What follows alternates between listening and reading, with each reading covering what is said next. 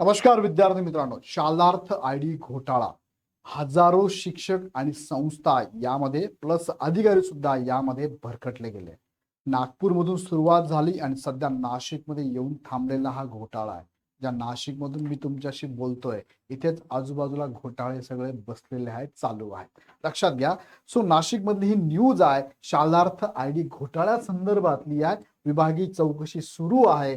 8 सदस्य समितीच्या 8 सदस्यांकडून 150 शिक्षकांसह आजी माजी अधिकाऱ्यांची चौकशी होते. बरं, हे आजी माजी अधिकारी 2, 40, 50, 60 नाहीये, ते 800 प्लस असे सगळे शिक्षक, शिक्षकेतर कर्मचारी आणि अधिकारी आहे. थोडक्यात नेमकं काय झालं या व्हिडिओच्या माध्यमातून आपण समजून घेऊया.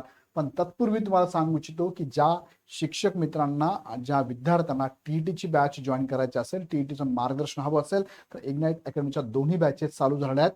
ह्या बॅचमध्ये तुम्हाला बुक किट आणि बॅग फ्री घरपोच मिळेल. तुमच्याकडे हे अवेलेबल असेल तुम्ही ही बॅच घेऊ शकता. दोन्ही बॅच तुम्हाला सेपरेट पेपरनुसार बॅचेस अवेलेबल आहे. लाईव्ह प्लस रेकॉर्डेड आहे, तुम्ही हे तुमच्या वेळेत पाहू शकता. यासाठी खाली डिस्क्रिप्शनमध्ये ॲपची लिंक दिली आहे, डाउनलोड करा आणि हवी ती बॅच जॉईन करा. आता मुख्य मुद्द्याकडे घेऊन जातो, पण तत्पूर्वी एक बिग अनाउन्समेंट तुमच्यासाठी, बिग सरप्राईज तुमच्यासाठी आहे. इग्नाइट अकॅडमीकडून हे बिग सरप्राईज तुम्हाला 24 तारखेला मिळणार आहे.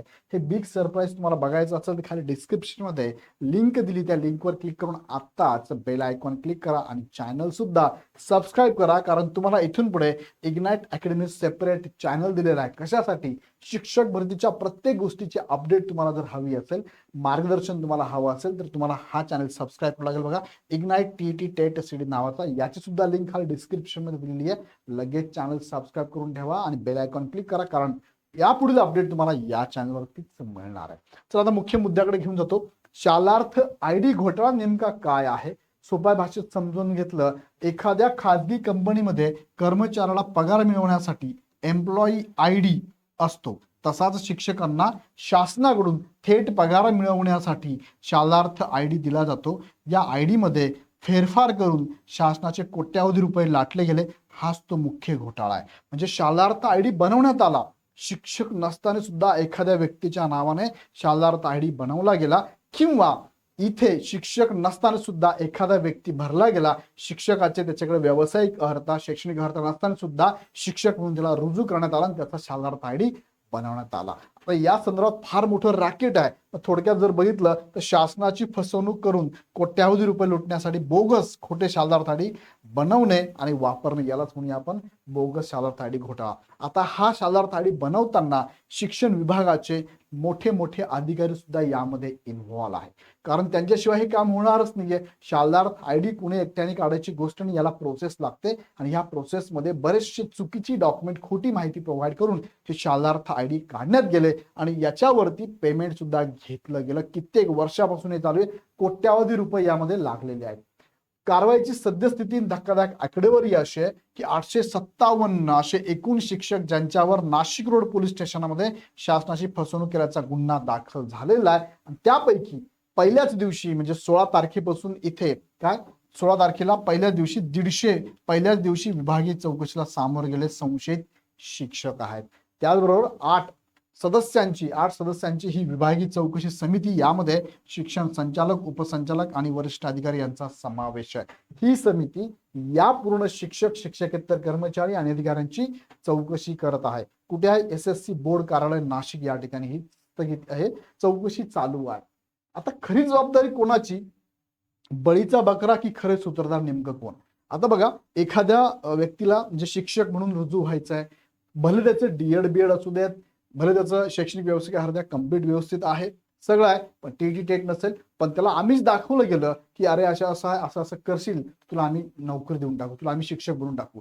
त्या आमिषाला बळी पडून बरेचसे उमेदवारांनी मोठ्या मोठ्या अमाऊंट या शिक्षण संस्थांना किंवा हे मधले जे बसलेले दलाल आहेत त्यांना दिलेले आहेत. बिचाऱ्यांना नोकरीची गरज होती, त्यांनी केलं, शिक्षक झालेत आणि आता त्यांच्यावरती टांगती तलवार आहे. अर्थात यामध्ये चुकीचे दोघंही आहे, पण खरा सूत्रधार नेमका कोण आहे?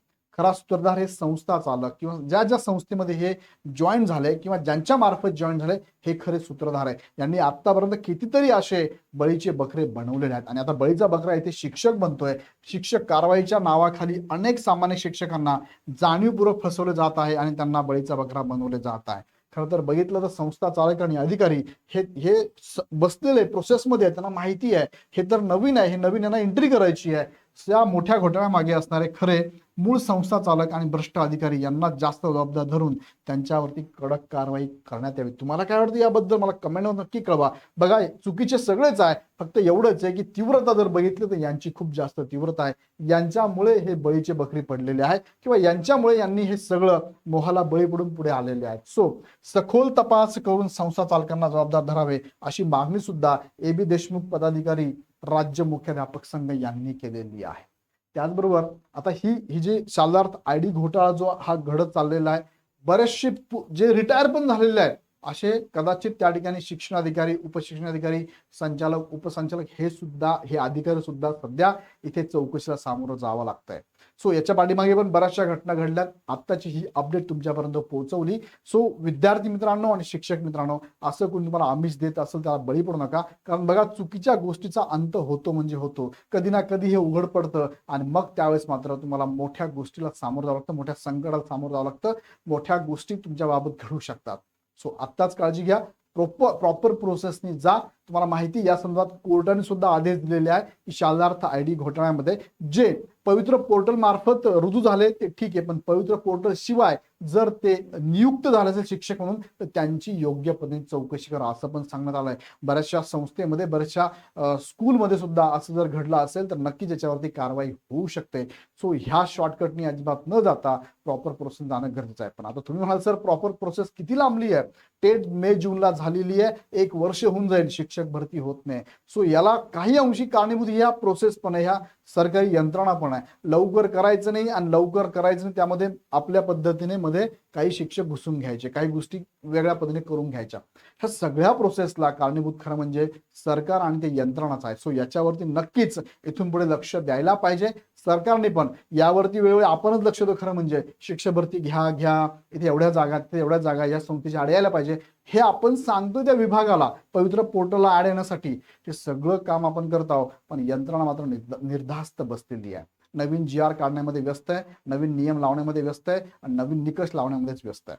सो याबद्दल तुम्हाला काय वाटतं मला कमेंटमध्ये कळवा. शालार्थ IDची अपडेट तुमच्यापर्यंत पोहोचवली. आणि त्यात अजून एक महत्त्वाची गोष्ट की तुम्हाला जर इग्नाइट अकॅडमीची बॅच हवी असेल लगेच जॉईन करा, कारण बॅच चालू झाली आहे. TT तुमची होणार आहे ह्या राहिल्या कमी दिवसामध्ये. जास्तीत जास्त विषयांपर्यंत पोहोचण्यासाठी सेपरेट बॅचेस पण तुम्हाला अवेलेबल आहे. नवीन सुधारित आवृत्तीचे पुस्तकं पण अवेलेबल आहे. ₹2 बॅच पण अवेलेबल आहे. हवी ती बॅच तुम्ही जॉईन करू शकता. त्यासाठी ॲप डाउनलोड करा आणि काही अडचण असेल ह्या नंबरला कॉल करा. अधिकच्या माहितीसाठी ह्या चॅनलला सबस्क्राईब करून ठेवा, कारण प्रत्येक गोष्टीची अपडेट तुम्हाला आता इथून पुढे शिक्षक भरतीच्या या चॅनलवरती मिळणार आहे. खाली डिस्क्रिप्शनमध्ये 2 लिंक दिल्या, त्या लिंकवर क्लिक करून बेल आयकॉन क्लिक करा. व्हिडिओ आवडला लाईक करा, इतरांना शेअर करा. पुन्हा व्हिडिओ आपण नेक्स्ट व्हिडिओमध्ये. धन्यवाद.